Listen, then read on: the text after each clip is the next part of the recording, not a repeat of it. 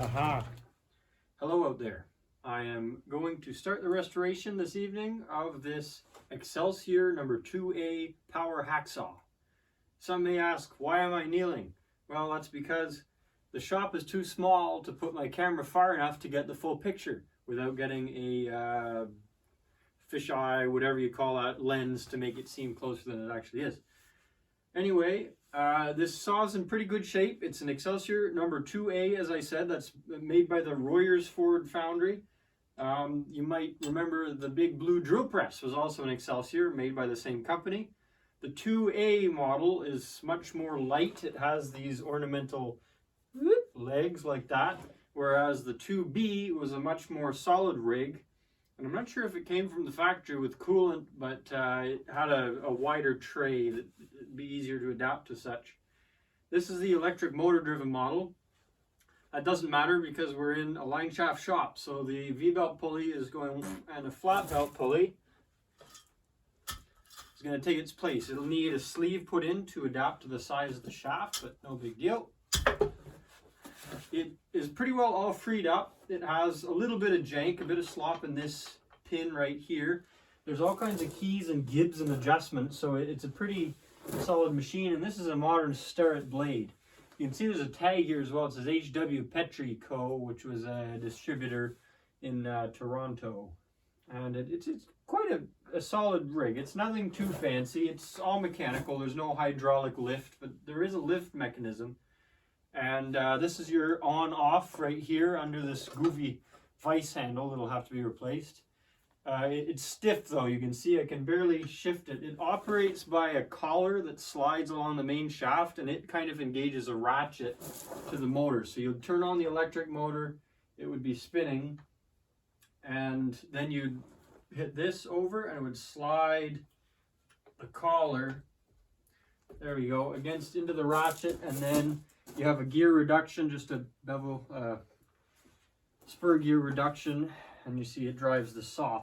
And this Dougal flagger, Dougal Hickey system thing right here is part of the automatic stop that will kick the ratchet out, but everything is so stiff and seized up with old oil and grease it doesn't move. So I'll bring you here to give you some close-up shots. It has these two big weights that pull the arm down, and I believe this shaft coming out here, which is part of the on-off mechanism, could have just been extended and had a fork put on, and that would give you the flat belt style of these. The catalog indicates that these were available from the factory with a flat belt with a shifting mechanism, which I assume would be this rod shifting back and forth, or the V-belt electric motor type. And most of the time the motor's hung off. When I got this one, the motor was put on this cute little shelf under there. I'm going to keep the shelf because it's a perfectly convenient spot to put stuff. But yeah, let me show you some close-ups. Here's a bit better side view. You can see Excelsior DM12 right there on the wheel. DM12 would be a casting number, the same that's visible here, DM3. Right down there is the HW, if you can see that, Petrie Co. Limited, Machinery, Toronto, Ontario. So they would have been the middlemen in the distribution. If I go back to look at the mechanism, I might have to change the light. Oh, you can see that. So here's the V-belt wheel, and you can see spinning is the little collar I was talking about, and this is part of the shifting linkage that pushes this collar back and forth like that. And here's one of the ratchet teeth engaging, so now when that's turned, you can see it grabs on that little pinion, which then drives the big gear here. It's attached to this thing. So if we move over to the vise is kind of neat. It has a pivoting bolt right under here, and there should be some sort of fixture, I imagine, to slide it in this curve. And there's a nail, which obviously shouldn't be there, but it's a nail that acts as a pin. Once the nail is removed, you can swivel this vise around, presumably to cut different angles. So that's a neat feature. It has this very goofy frickin' I have no idea what it's off of type handle situation. That'll need to go with all the shiny thing and the plastic. Bleh. So it's not a bad rig as it is. I could hook it up, oil it up, and go, but you know that's not the right way. So 5-bolt pulley gonna go on there. It'll just idle all the time. That collar shouldn't have enough wear. If I keep it oiled, I'm not worried if the main shaft is running all the time when the line shaft's running. So that's just the way she goes.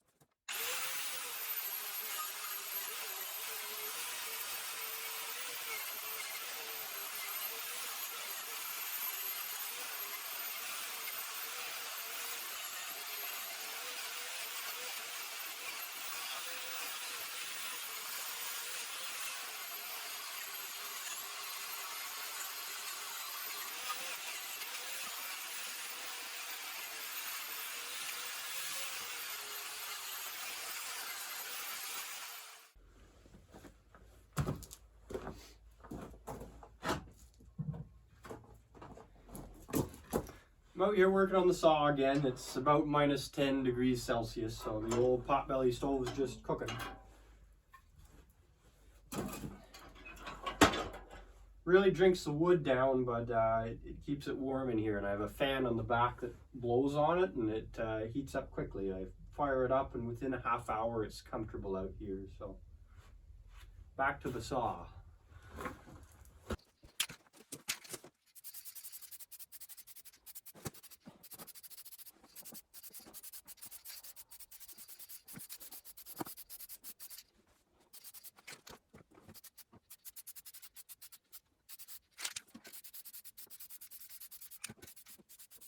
This is the bowl gear for the power hacksaw, and if you look close along the hub, this one's really obvious. Big huge crack here, and every single spoke has a crack in between these circles. I don't know why, and it was still running all right like that, but I'll groove them out and nickel weld them with the stick welder. Okay, so I have the bowl gear ground out a little bit all along the cracks of each spoke. And I have a nickel rod that's a cast iron gear, and I don't know if they didn't anneal it or what, but there's little cracks all throughout this gear, so I'm not sure how long it'll last, but this will give it a bit more life anyway. It was running as it is in that state, so I have a nickel rod. This is a 60% nickel rod, which is fine for doing this. If you ever want to machine something, they suggest 99% nickel rods because the 60% are extremely hard, but these are cheaper. 99% nickel rods are like $5 a pop, something cuckoo like that. So anyway, I'm going to shut on the welder and start to build it up here.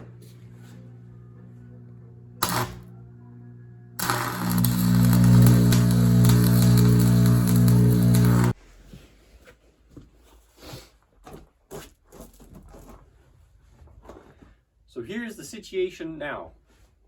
This main frame has been painted. You wire wheeled it down, painted it, left it by the fire so it's nice and cured. It's old Ford engine enamel, a nice deep green that I think will go along with the burgundy of the lathe and the blue of the drill press and deep gray of the grinder, all that type of stuff. So this is the first part to be done. Next, I have the pile of cast items here. That basically has to get wire wheeled or sandblasted and then painted. That's the one shaft with the eccentric on it. It's going to be cleaned and painted without removing the shaft because the shaft has been basically pinned in place, and it's not worth taking it apart. Here are the bars and the rods, so like the weight hanging bar and then one of the shafts and stuff like that. It has to be fine wire wheeled and basically left. I don't think it'll get any surface finish. It'll get coated in oil, and that should be fine for those things. This is the box of smalls, so the nuts and bolts and the shims and pins and little tiny patoinks that just need a quick brush or clean or oil. No problem. Then this is going to be the new drive pulley. If you remember, this machine had a V-belt pulley. None of that here. Flat belt only. That's the goal with this place. So some might say it's silly, oh, it's less efficient. It doesn't matter, it's fun. Flat belt, you can splice as many pieces together you want. Line shaft is the way of the road in this here establishment. So this pulley is a new one. It's heavy, it has a really good crown on it, but the bore is a little bit too big. So it'll need, I'll need to machine a collar for it because the main shafts are basically 1 inch on the nose, and that's over maybe like 1 1/8 or so. So it'll get a little collar, and yeah, let's get to it. So here's the hacksaw casting and blade. It's kind of an assembly in itself. It's pretty simple. There's a set screw here. It's actually loose. There's a big hex nut that holds onto this end. And then here's the handle, the main handle that you also use to raise and lower the saw on the work. There's this hex nut. I thought, okay, whatever, threaded nut, jam nut type thing. No, it's actually just acting like a washer. There's no threads in there. So as soon as you loosen this handle to change the blade, this nut can just kind of slide there, and it acts as a washer more or less. And when you tighten this, I don't know if you'll be able to see in the video, but you can actually see the whole thing coming in a fair bit, meaning that this whole casting is bending ever so slightly to keep this blade in tension. So that could have been a set screw there, but it could also have just been part of the casting. It could have, it's either broken or how it is. I don't see a problem with it. So this will come off. This I can pretty well take off now. And it will be ready for cleaning up and painting. I'm very glad that there are no brakes on this, and it's often that you see these things broken because they're just used hard, or they jam and something gets forced the wrong way and they'll pop. Often along these corners, you'll see them over near the pitman arm. Also, the pitman arm socket here is barely worn, so it was lubricated well and it didn't wind up with a lot of slop, so that's great news. These just come off like that. Now this is loose, so I'll just undo these nuts, take the blades off, and this will go on to the next. Now I'll show you what's to do. I have a pile of castings and a pile of other stuff. So I'm here in the shop now with the saw blade holder, and these are the little sockets that the little clips that hold the blade go into, and there's set screws here. And the set screws kind of engage with a little flat that's on the side of these holders, which makes sure that the blade is square in line and it doesn't twist like this. So once you replace the blade and tension it, you put the set screw and it'll make sure that it stayed flat. On this side, I didn't think there was one, but the boss was there, and I looked and it turned out there was a set screw that broke off long time ago. So I decided to file it, and now I've taken a nut and I'm TIG welding it onto what remains of the bolt. The bolt, it snapped off flush. So I'm welding it here, and all I'm gonna do, the two benefits of doing this are you get a better grabbing surface, which is this whole hex nut. And the other benefit is the heat of the weld kind of shocks what's left of the bolt and inside the cast iron, and it often helps to free it up. So if you see there, it's hard for me to record at the same time, but it is moving a little bit. I'm just going to go slowly and try not to break the nut off again.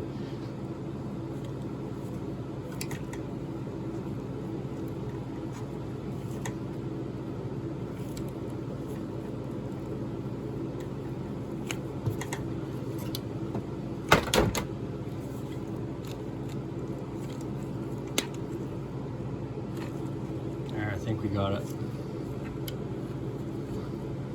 And I did this in steps, very patiently, because you don't want to overheat this area and cause the cast iron to crack anywhere.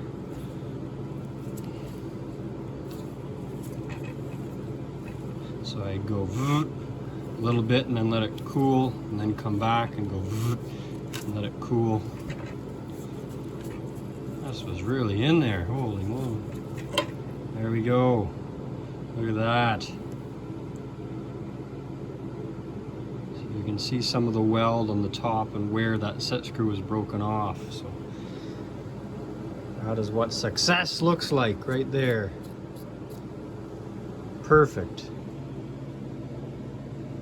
Perfect. So for the most part, what I do with these cast pieces is pretty simple. Just take a rag, take some brake cleaner or some alcohol or whatever equivalent, and just wipe them down. Wipe them down. I've already taken the wire wheel and passed all over this thing. So now I'm just degreasing it as much as I can. Need to change these gloves. And once I feel that there's not a big old mess like that coming off on the towel, I will stop wiping it and just go and paint it. The enamel that I'm using is pretty nice. If there's little bits of dust left, it's pretty forgiving so far, at least. I'll also mention the vise. It's kind of its own assembly, so I've just left it alone for now, but this handle, no idea what it's off of. Looks goofy, doesn't fit right. It's going to the bin. So I'll need a handle here, and then I'll take apart whatever I can. I assume this is the set screw that keeps the the screw in place, so I should be able to undo this, have the screw come out, and then this jaw is probably fixed to the bottom. So it'll get cleaned. This surface will be left exposed and oiled, bare metal, and then everything else will be painted the same color as the machine. Here's the vise. It's in pretty darn remarkably good shape, so I don't imagine the whole machine was used all that much. You can see chunks weren't taken out of it because it is a swivel vise. It pivots on a big bolt right here, and then the whole thing can spin around. I imagine this is like a tensioner that goes on the inside. That bolt wasn't there when I got it, and then you have this pin that locks it so that it's square with the blade. Anyway, the goofy handle's gone. Excuse me.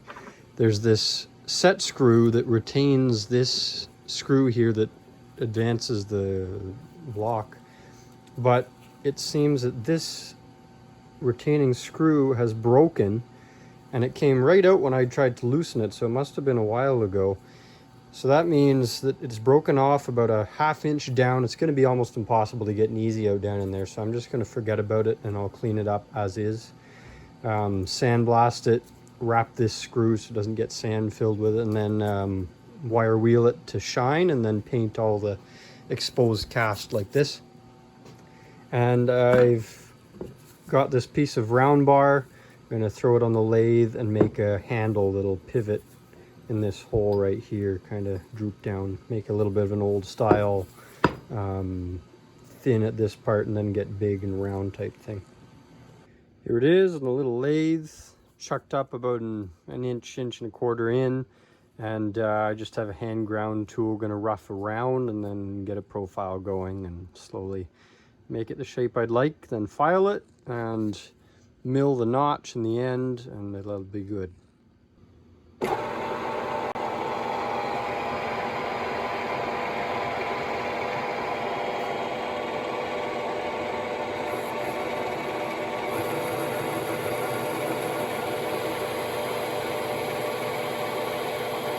Here's a profile I've come up with. This is just a whole bunch of freehanding with the compound slide, a bunch of different positions, and I'm pretty happy with it. So I think if you look in there, it's a bit long to be proportional, so I'll probably cut about another inch off and then slot it, and then that'll be how it is. It's almost exactly the same length as the originals were, judging by the pictures. So here's what I have.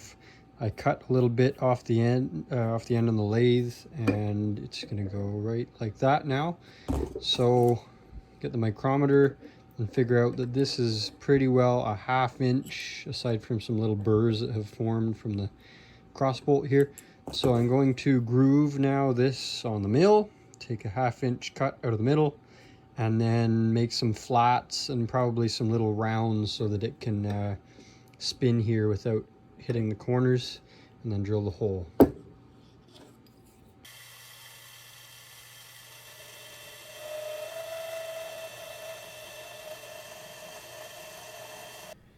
Here's the handle after the milling machine and the vise. I'm just going to hit it real quick with the deburring tool here, like that on both sides, and then I'll hit it with the file just real quick and whatnot, and try not to drop it with one hand. There we go. Not too shabby. So now I'll put some flats on the sides and drill it, and then she'll go on the vise. So I went into the drawer and found a handful of screws and bolts and stuff, and they're all 1/4 so I've drilled this top hole here. I made a little inlet and then indent, whatever you want to call it, little 1/4 inch hole here. And on the inside it's a bit undersized to something like 13/64 for the 1/4 tap. And I'm going to use this top hole as a guide, which is perfect, so it'll be square in there. So I'll just get around to that now, line that up. And once this is done, I will be ready to put it on the vise. I also, you can see here, put a couple of radiuses on it just with the bench grinder so that it'll pass right, and we'll see if it fits. It might need further modification. Here's the test. The great test. There she is. Handle, drilled and tapped. Goes on pretty crisply. And if I line that up,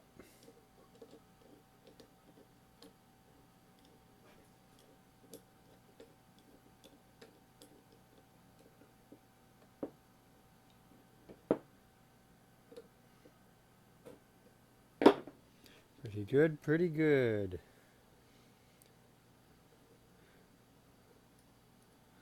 Not bad for only one measurement, which was the thickness of this groove. Turned out to be a 1/2 inch right on, so this was just a 1/2 inch end mill. Whole bunch of passes to make this U shape.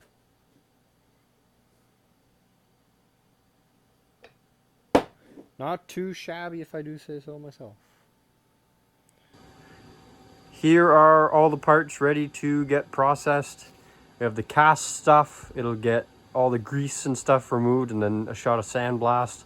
And these bars just basically need to be wire wooled to get the thick grease off the surface. And then we'll get them painted and on to the next.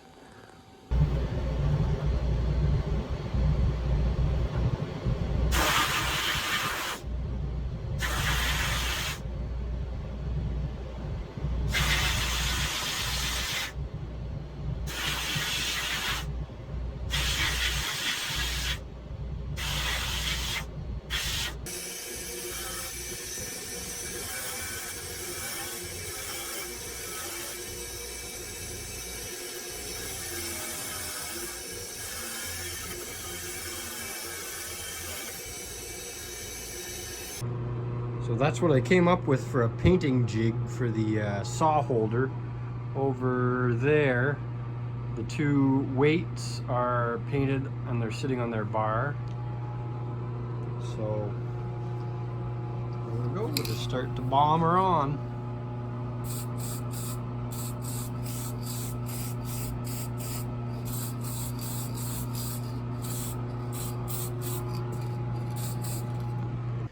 So it's another day and I'm tinkering on the saw. This is the casting that has this little pitot in it that shuts the saw off when the blade hits the bottom. So the blade comes through, it cuts through the work chunk, and it kind of falls and hits this piece. But I was wondering, what the heck is this piece? It's pretty janky. You can see the bottom of it. Beyond this bend here, there's a set screw hole, so that probably should have been straight. I looked online, found some examples, and they all had straight pieces with a 90-degree bend. You can see how worn the end of this is from the saw either hitting it and shutting it off, or hitting it and just running for a while because it was out of spec.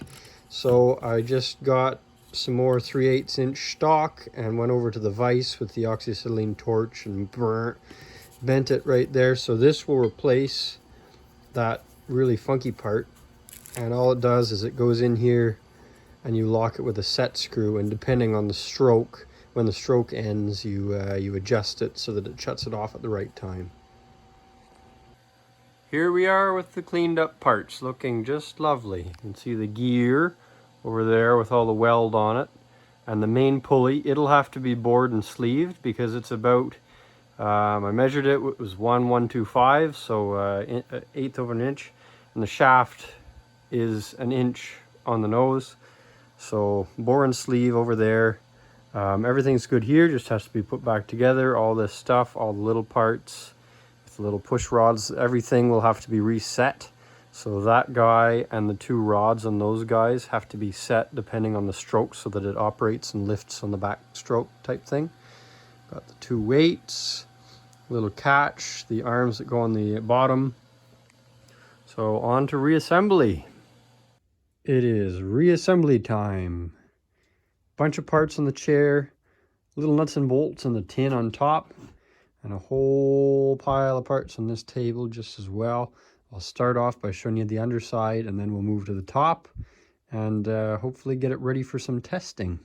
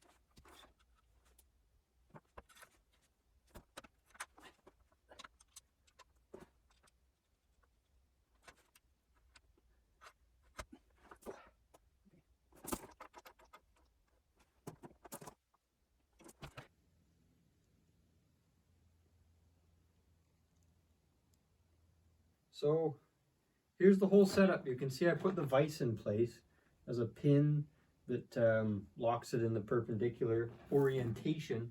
You can take that out and spin it all the way through more than 45 degrees, I think. So all that's left to do now is put the little Petri tag on the bottom, the distributor tag, and drill and tap the holes. Mama Cat, who is normally the video star, is a bit tweaking because she is cold, so we're not going to keep her too long. But yeah, I'll fire it up and show you real quick how it goes.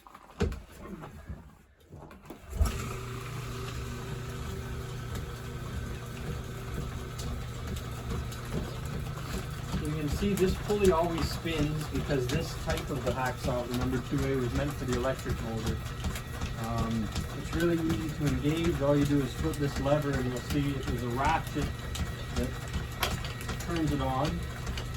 And as soon as it gets through the piece, it'll hit this stop right here and shut itself off automatically. Like that. Works beautifully. The only thing that I'm tampering with still is the automatic lift, because there's these two different stops. I think one's supposed to work with friction and it's just not working right, so it's going to need a bit more tuning. So here's a temporary setup. You can see that pulley, the belt's tracking to the left, but that's fine. It's all temporary. It comes down with the twist so that it runs in the right direction.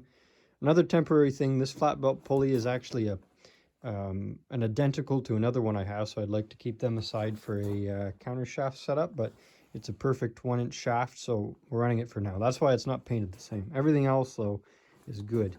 You can see the ratchet, the piece of bronze, that's the shifter. That'll need a bit of adjustment in the future. I just took this block. This is the elevating mechanism, the lift on backstroke. And I put a shim in here because it works by friction. This angled piece gets lifted by this, which rocks on a cam here. And when it rocks up, it kind of locks this piece. It tilts in and it clamps it. So it was worn or something like that. So this shim makes it actually lock. So it should now raise itself on the backstroke. So I have a piece of 1/2-inch square. You can see the vise in its condition with the lovely handle. And yeah, let's fire it up.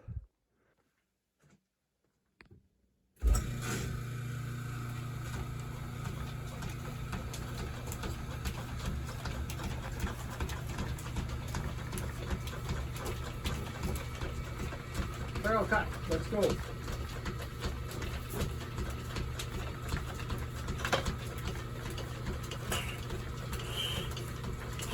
Ha-ha.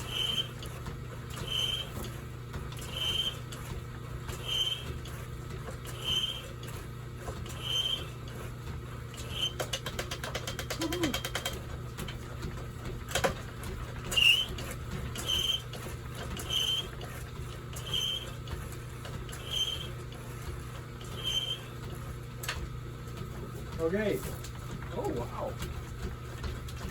So you can see it slows way down. That's because of the motor and the drag, and it's really cold in here today. But I'm really happy with what's going on here. The auto lift is working exactly as it should, and if you see it now, it when it shut off, it actually raised itself, so I could take the bar and advance it without having to hold it up, which is perfect. It's exactly what it's designed to do. So, yeah, I'm really happy with it. Let's run it again and see how it drops on its own. Perfect.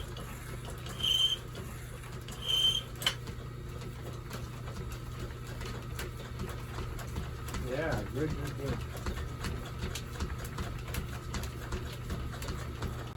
So I just ran over and I disconnected the belt to the drill press and the belt to the lathe counter shaft. They're just idling there doing their thing.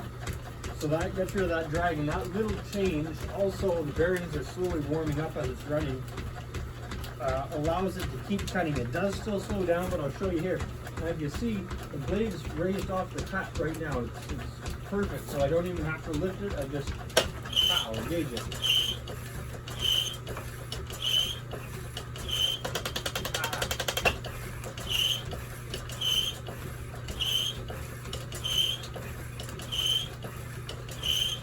bronze shifter is worn, and just the force of it running slowly knocks it over, so I have to keep my hand on it. I'll have to probably remachine it.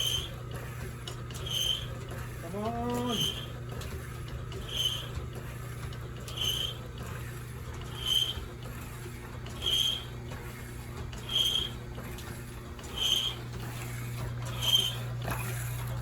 We're almost through. There's about a 16th of an inch left, and I want you to see it stop itself. We'll see if it raises too. Fingers crossed.